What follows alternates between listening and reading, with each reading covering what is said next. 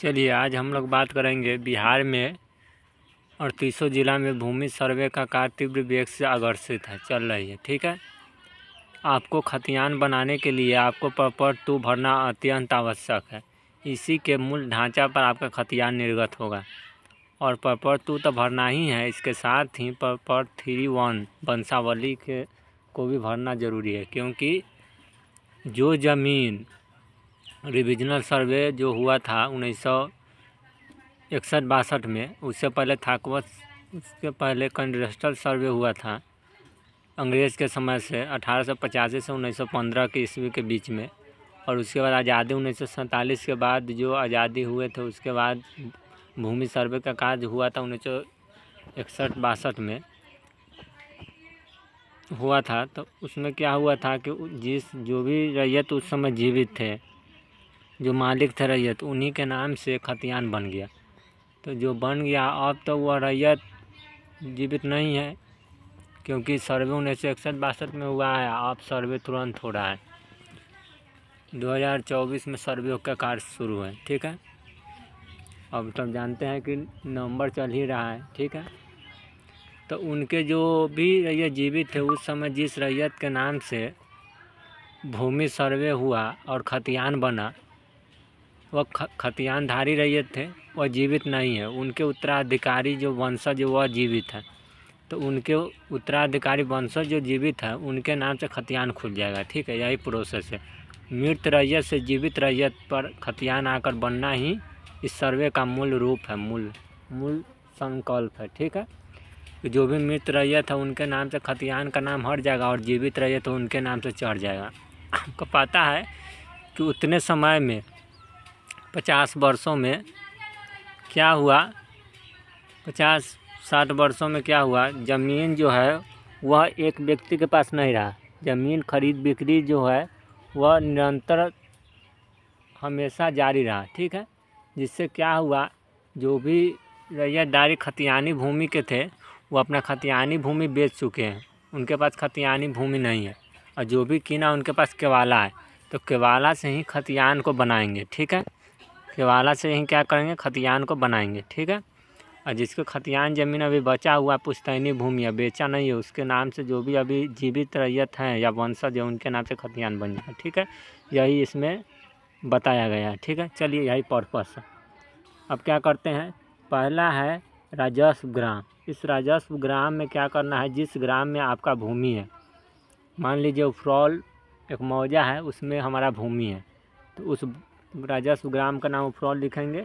थाना नंबर, उस राजस्व ग्राम का एक थाना नंबर दिया गया था, तो थाकवा सर्वे से ही चलता आ रहा है, तो थाना नंबर 210 भर देंगे। हल्का जो पंचायत है मनोरा, उसका एक नंबर दिया गया था, जो राजस्व कर्मचारी हैं उनके पता रहता है कि हल्का नंबर क्या है, तो उनसे पूछकर यहाँ पे फॉर्म फिलअप कर लीजिएगा। ठीक है, अब पढ़ते हैं पुलिस थाना। तो पुलिस थाना हमारे यहाँ का है बेलसर ओपी। आपके यहाँ से जो भी होगा आप उसके अनुसार से फिलअप करेंगे, हमारे यहाँ जो भी है उनके अनुसार से फिलअप करेंगे। ठीक है, तो यहाँ पे पुलिस थाना आपको लिख सकते हैं बेलसर ओपी। अंचल आप यहाँ लिख सकते हैं पटेली बेलसर, और ज़िला वैशाली। आपके अनुसार से आपके राजस्व ग्राम का जो भी नाम हो वो भरिएगा, थाना नंबर जो भी होगा वो भरिएगा, हल्का नंबर जो होगा वो भरिएगा, पुलिस थाना जहाँ होगा वो भरिएगा, अंचल होगा वो भरिएगा, ज़िला होगा वो भरिएगा। इस अस्थायी पता भरने के बाद आपको क्या करना है, जिस रैयत के नाम से खाता खोलना है, जिस रैयत से खतियानी बनना है, उस रैयत का नाम लिखना है, और उसके 100 हिस्सेदार, उसके साथ जो भी रैयत हिस्सेदार में जो भी रैयत 100 हिस्सेदार होंगे उनका भी हक होगा, तो उनको साथ में 100 हिस्सेदारों का भी नाम लिख देंगे और अंश लिख देंगे, और उसके बाद उसका पिता का नाम लिख देंगे। उन पिता का नाम लिख देंगे और उसके बाद पिता का नाम लिख देंगे उस रैयत के। ठीक है, और उस रैयत का नाम लिखेंगे जिसका नाम से खाता खोलना है, यानी खतियान बनाना है। ठीक है, और उसके बाद 100 हिस्सेदार जो भी उनके साथ हैं उनका नाम लिख देंगे, और उनका अंश और पिता का नाम लिख देंगे इस कॉलम में, फर्स्ट कॉलम में। ठीक है, उसके बाद अस्थाई पता, यहाँ पे आप देख रहे हैं अस्थाई पता, तो अस्थाई पता में आप यही लिख दीजिएगा, ग्राम, थाना, ग्राम लिख दीजिएगा, थाना लिख दीजिएगा, हल्का लिख दीजिएगा इस कॉलम में, थाना, ग्राम, थाना नंबर, हल्का नंबर, पुलिस थाना, अंचल, ज़िला। तो इसमें लिख दीजिएगा ग्राम, थाना, अंचल, जिला, स्थायी पता। अब आपको पता होगा कि हर रैयत को एक खाता दिया गया था। उस खाता में बहुत सारे खेत संलिग्ध थे। मान लीजिए किसी का खाता है, खाता नंबर मान लीजिए 191 नंबर है, खाता 191 है, ठीक है। उस खाता 191 में 20 खेसरा है। तो आपको पता है कि इस फॉर्म में तो आप कितना खंड दिया गया, 1 2 3 4 5 6 7 8 है और 20 खेसरा भरना है। एक खाता में 20 खेसरा है। हर खेसरा का एक खेत है, माने 1 खेत, 2 खेत, 3 खेत, 4 खेत, 5 खेत, 6 खेत, 7 खेत, 8 खेत। हर खेत का नंबर दिया गया है। जैसे आपका पर्सनल मोबाइल नंबर हर सिम का नंबर होता है, हर सिम का नंबर होता है, उसी तरह से हर खेत का एक नंबर होता है, ठीक है। हर सिम का जब नंबर होता है तो उसी अनुसार से हर खेत का एक नंबर होता है, जिसे खेसरा कहते हैं, ठीक है। और हर खेसरा है तो वो खेत है, तो हर खेत का अगर नंबर है तो उस खेत का तो कुछ ना कुछ रकबा होगा, घेरा होगा। तो एकड़, डिसमिल, हेक्टेयर में लिखा रहता है। एकड़, डिसमिल, हेक्टेयर में लिखा रहता है। आपको पता होना चाहिए कि एकड़, हेक्टेयर, डिसमिल कहीं नहीं बदलता है। बाकी धूर, कट्ठा, बीघा जो होता है वो बदलते रहता है। आपको पता होना चाहिए कि इंडिया में, भारत में 4 हाथ से 12 हाथ तक का लग्गा प्रयोग किया जाता है, ठीक है। 4 हाथ से लेकर 12 हाथ तक का लग्गा प्रयोग किया जाता है। हमारे यहाँ जो लग्गा प्रयोग होता है वह 6.5 हाथ का होता है। और 6.5 हाथ के लग्गा से एक धूर का कोई मान पूछेगा तो वह हो जाएगा रकबा 218.2347 हो जाएगा। ये 218.2347 हो जाएगा, ठीक है।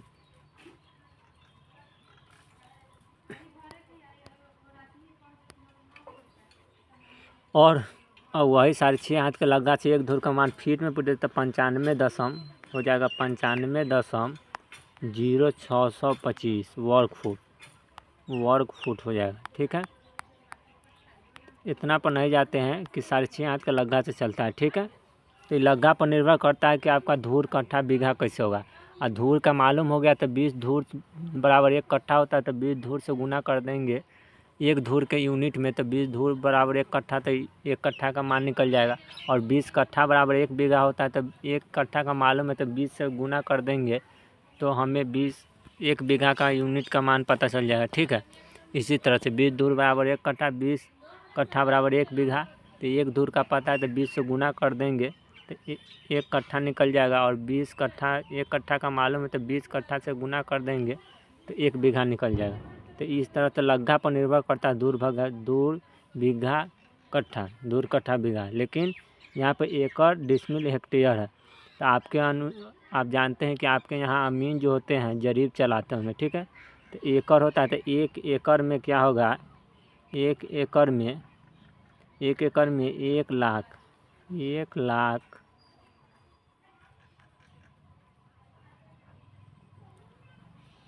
1 लाख वर्ग करी होगा, वर्ग करी 1 एकड़ में, ठीक है। 1 एकड़ यहाँ ले लीजिए, एकड़, 1 एकड़ में 1 लाख वर्ग करी, ठीक है। और 1 डिसमिल में हो जाएगा 1000 वर्ग करी, 1 डिसमिल में 1000 वर्ग करी।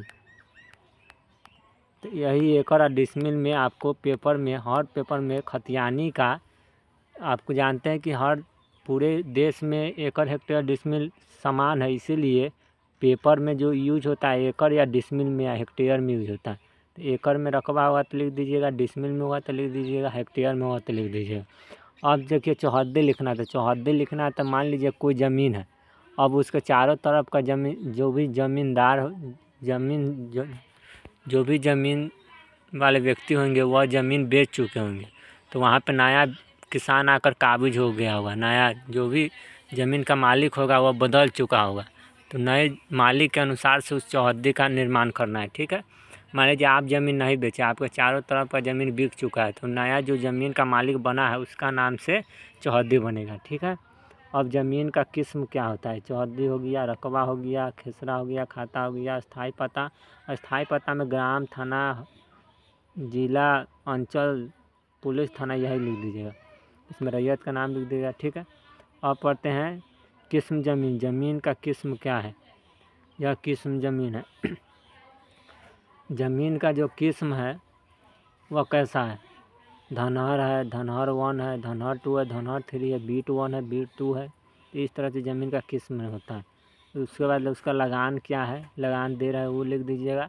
उसके बाद जमाबंदी संख्या कैसे लिखेंगे, मान लीजिए आपके पास खतियान है या केवाला है, तो जो भी ज़मीन खरीदे हैं ना, तो उस खरीदने के बाद तब तक उसका नाम परिवर्तन न होगा मालिक का, जब तक आप दाखिल खारिज ना करा दें। उसके नाम पे खारिज होगा, आपके नाम पर दाखिल हो जाएगा, इसी को दाखिल खारिज कहते हैं। जैसे आपके नाम से दाखिल होगा ज़मीन, तो रसीद कटना आपके नाम से कटना शुरू हो जाएगा, नहीं तो पहले वाले व्यक्ति के नाम से कटेगा, जो पहले ज़मीन के मालिक थे। वो बेच दिए हैं फिर भी उन्हीं के नाम से कटेगा, जब तक आप दाखिल खारिज ना करा लें। दाखिल खारिज कराइएगा तो उसके नाम से रसीद न कट के आपके नाम से रसीद कटना शुरू हो जाएगा। ठीक है, आपके नाम से रसीद कटना शुरू हो जाएगा। उसके बाद आपको दखल कब्जा ज़मीन पर है ही, ज़मीन पर दखल कब्जा आपका है ही। उसके बाद आपका जमाबंदी संख्या कायम हो जाएगा उसी में।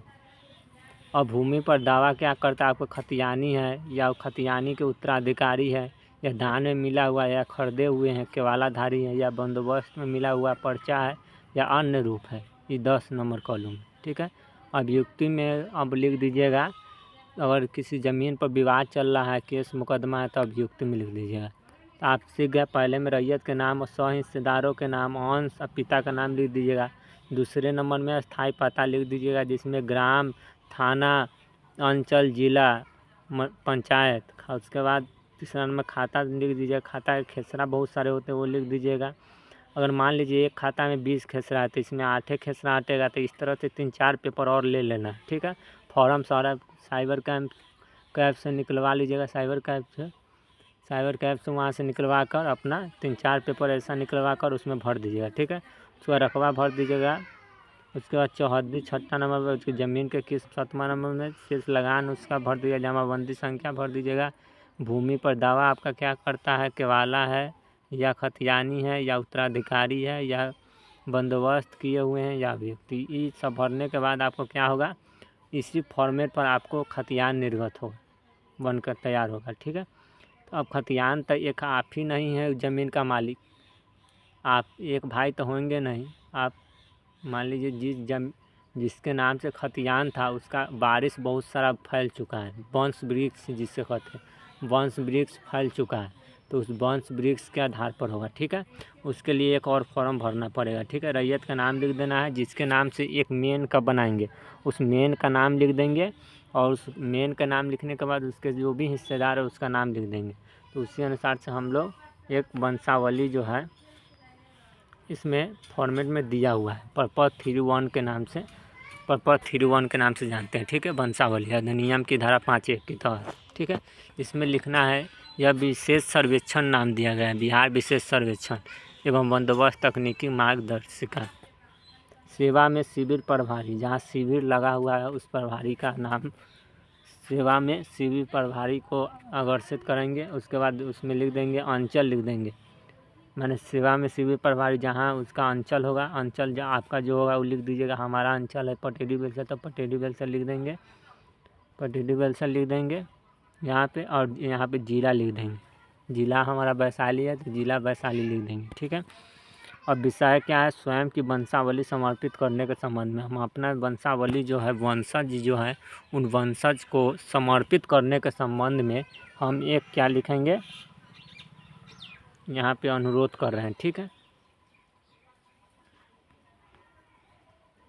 चलिए।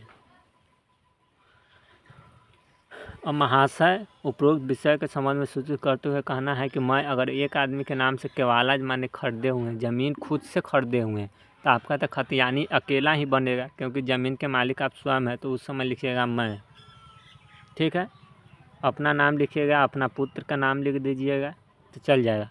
अगर वह वंशावली पुश्तैनी है, वंशज के द्वारा मिला हुआ, ठीक है, खतियानी ज़मीन है, वंशज के थ्रू मिला हुआ है, पुश्तैनी भूमि है, तो उसमें क्या लिखेंगे, हम लोग लिखेंगे। उसमें क्या लिखेंगे, हम लोग लिखेंगे। और जिनके नाम से खोलना है, ठीक है, उनका नाम से यहाँ लिख देंगे। जिनका नाम से खतियान बनना है उनका नाम लिख देंगे। उसके बाद उनका पुत्र का नाम लिख देंगे। ठीक है, आप भी अपने नाम से जो भी खतियान बनवाना है वो लिखेंगे अपना नाम संयुक्त रूप से, और अपना पुत्र का नाम भी ऐड कर देंगे, ताकि भविष्य में ज़रूरी हो तो उसका बेटा भी बेच सकता हो। यानी पिताजी रहे तो रहे, नहीं रहे तो उनका पुत्र भी बेच सकता है। ठीक है, तो अपने अनुसार से नाम चूज कर लीजिएगा। ठीक है, उसके बाद जहाँ के निवासी है वो लिख दीजिएगा, ग्राम लिख दीजिएगा, ग्राम के बाद थाना लिख दीजिएगा, अंचल लिख दीजिएगा, जिला लिख दीजिएगा, जाति यादव है यादव लिख दीजिएगा, और यह ने भूमि का विवरण आवेदन के साथ संलग्न प्रपत्र में अंकित है। ठीक है, उसके बाद पिता का नाम लिख दीजिएगा, ग्राम लिख दीजिएगा, और जो राजस्व ग्राम में पड़ता है वो लिख दीजिएगा, अंचल लिख दीजिएगा। उसके बाद जमाबंदी क्रमांक संख्या, जो आपको जमाबंदी क्रमांक संख्या कब निर्गत होगा, जब केवाला होगा, दाखिल खारिज करने के बाद जमाबंदी क्रमांक संख्या कायम होता है वो हो जाए। में प्रविष्ट है, खतियान में अंकित खाता संख्या जो होगा वो लिख दीजिएगा। खतियान में आपका पूर्वज के नाम से जो खतियान होगा उस खतियान में खाता संख्या जो होगा वो लिख दीजिएगा। खेसरा जितना भी होगा 10, 20, 30, 40 जो भी खेसरा होगा लिख दीजिएगा। रकबा प्रत्येक खेसरा का लिख दीजिएगा। लगान जो करता है वो लिख दीजिएगा। ठीक है, अब देखिए क्या करता है, लिखने के बाद लगान लिखने के बाद कहता है उत्तराधिकारिता आप यहीं बंटवारा के आधार पर हित अर्जित, जितने लोग इसको खतियान में नाम दिए हैं खतियान बनाने के लिए उन सभी के द्वारा उत्तराधिकारी हैं। ठीक है, बंटवारा के आधार पर हित अर्जित किया है, बंटवारा के आधार पर। ठीक है, हम लोग निम्न वंशावली वंश वृक्ष के उत्तराधिकारी हैं। निम्न वंशावली यानी जो भी पूर्वज हैं उनका वंश वृक्ष के उत्तराधिकारी हैं, उसी आधार पर हित अर्जित किया हूँ, उसी आधार पर हमें मिला है। ठीक है, मलिकाना है। वंशावली वंश वृक्ष खतियान पंजी 2 के अनुसार नीचे वंश वृक्ष टेबल फॉर्म बनाएंगे, यानी जिनके नाम से खतियान है उनका नाम लिखेंगे, और उनके बाद जो भी वंश वृक्ष जितना फैला है उनका लिखते चले जाएंगे, और वहाँ इंड करेंगे जिनके नाम से खतियान बनना है, फिर उनका बेटा का भी नाम लिख देंगे। अब तो कहते हैं पर्पस हो गया है कि आपने पूरे वहाँ से शुरू करिए जिनके नाम से ज़मीन है खतियान है, और वहाँ पे छोड़िए जो अभी तक वंशज जहाँ तक फैल चुका है वंश वृक्ष, उसमें सबका नाम देना है। पुत्री का भी नाम देना है, पुत्र का भी नाम देना है, छोड़ना नहीं है। ठीक है, मैं हम लोग को लिखित भूमि पर शांतिपूर्ण दखल कब्जा है। क्या कहा है, मैं या अकेला खरीदे ज़मीन तो कहिएगा कि मैं शांतिपूर्ण दखल कब्जा है भूमि पे, या हम लोगों का उल्लेखित भूमि पर शांतिपूर्ण दखल कब्जा है तथा भूमि सत्वाद एवं विवाद मुक्त है, उसमें कोई भी विवाद मुक्त है, यानी शांतिपूर्ण है, कोई लड़ाई झगड़ा या क्लेम नहीं है, उस पर केस उस नहीं है। हम लोग वंशावली के खतियान और जमाबंदी पंजी के अनुसार अपने पूर्वज के खतियान और जमाबंदी पंजी के अनुसार निम्न रूपेण है। अनुरोध है कि प्रपत्र में अंकित वंशावली के आधार पर एवं प्रंशगत भूमि के अधिकार के आधार पर हम लोगों का नाम सर्वेक्षण किया जाए, और इस प्रक्रिया के तैयार होने पर अभिलेख में खाता खोलकर संबंधित खेसरों एवं प्रविष्ट करने की कृपा की जाए। यहाँ पे वंश वृक्ष बना देंगे, यहाँ पे क्या करेंगे, वंश वृक्ष बना देंगे। यहाँ पे क्या करेंगे, एक वंश वृक्ष कैसे बनाएंगे, यहाँ ऐसे करेंगे, ऐसे करेंगे, जितना भी होगा यहाँ पे ऐसे कर देंगे, फिर इसका जो भी होगा ऐसे कर देंगे, फिर इसका जो भी होगा ऐसे ऐसे ऐसे कर देगा, इसका जो भी होगा ऐसे ऐसे कर देगा, फिर इसका इसी तरह से वंश वृक्ष तैयार करेंगे। ऐसे क्या करता है का हस्ताक्षर हो जाएगा, विश्वास भाजन आप ही। ठीक है, इस तरह से आप वंशावली का उसमें जिक्र करेंगे। वंशावली कहने का मतलब है कि आपका जो वंशज का ज़मीन है वो वंशावली वंश वृक्ष के थ्रू ही आपको मिलेगा, कितना अंश आपका पड़ता है, उसमें कितना अधिकार है आपका। ठीक है, अब इसके साथ कौन सा पेपर का प्रयोग करना है, ठीक है, कौन कौन सा पेपर आपको इसमें संलिग्ध करना है। चलिए, आपको ज़मीन का रिकॉर्ड निकाले, यानी पुराना खतियान यानी कैडस्ट्रल सर्वे, जब उसके बाद रिविजनल सर्वे हुआ था, तब अंग्रेज़ जब 1885 से 1915 ईस्वी तक के बीच में कराया था, उस समय के खतियान है तो उसको पुराना खतियान कहेंगे। और नया खतियान जो रिविजनल सर्वे के समय बना वो रिविजनल सर्वे। उसके बाद अभी जो जितना 1960 के 61 में तो बन गया खतियान, नया खतियान। उसके बाद जितना ज़मीन का बिक्री हुआ, ज़मीन का खरीद बिक्री हुआ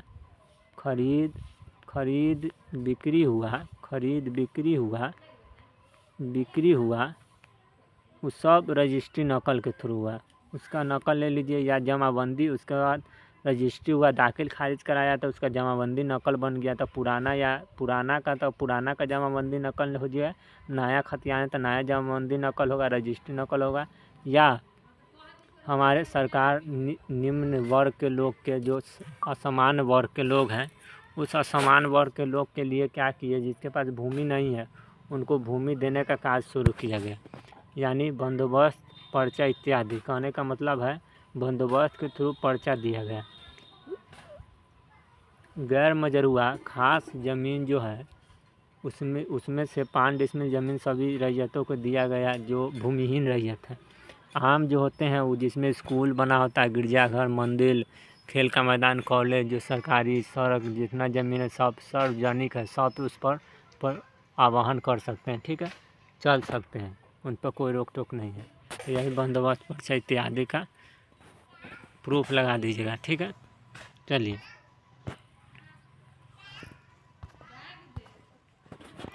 आपको पता होना चाहिए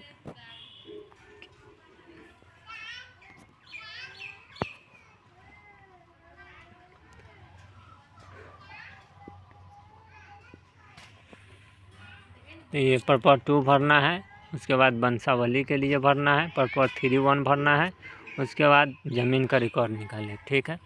इसके साथ चैनल के लाइक, सब्सक्राइब, शेयर करना ना भूलें।